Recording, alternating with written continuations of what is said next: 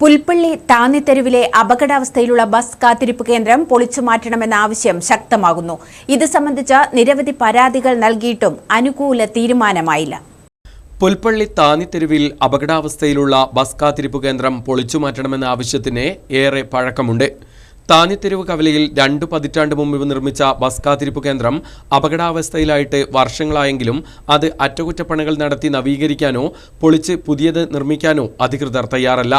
സാങ്കേതികത്വം പറഞ്ഞ് നടപടികൾ വൈകിപ്പിക്കുകയാണെന്ന് നാട്ടുകാർ പറയുന്നു. താന്നിത്തെരുവ് ജംഗ്ഷനിൽ വർഷങ്ങളായിട്ട് ഇടിഞ്ഞു പൊളിഞ്ഞു വീഴാറായ ഒരു വെയിറ്റിംഗ് ഷെഡ് ഉണ്ട്.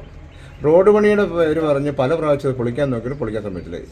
ഇപ്പോൾ അവിടെ എന്തെങ്കിലും കുട്ടികളും വഴിയാത്രക്കാരൊക്കെ അതിനകത്ത് കയറിയുന്ന ബസ് കാത്തിരിക്കുന്ന സ്ഥലമാണ്. ഏത് സമയത്താണ് അപകടം ഉണ്ടാകുന്നതെന്ന് പറയാം. പുൽപ്പള്ളിയിൽ നിന്നും കാപ്പിസെറ്റ് 56 വണ്ടിക്കടവ് മീനങ്ങാടി ഉൾപ്പെടെയുള്ള റൂട്ടുകളിലേക്കുള്ള യാത്രക്കാർ ഏറെ ഉപയോഗിക്കുന്ന ബസ് കാത്തിരിപ്പ് കേന്ദ്രം കൂടിയാണിത്.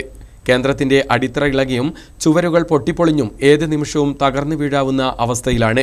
2 കോളേജുകളും ഒരു സ്കൂളും ഉൾപ്പെടെയുള്ളവയിലെ വിദ്യാർത്ഥികളും ബസ് കാത്തു നിൽക്കുന്ന ഇടം കൂടിയായിട്ട് പോലും അധികൃതർ തിരിഞ്ഞു നോക്കുന്നില്ല.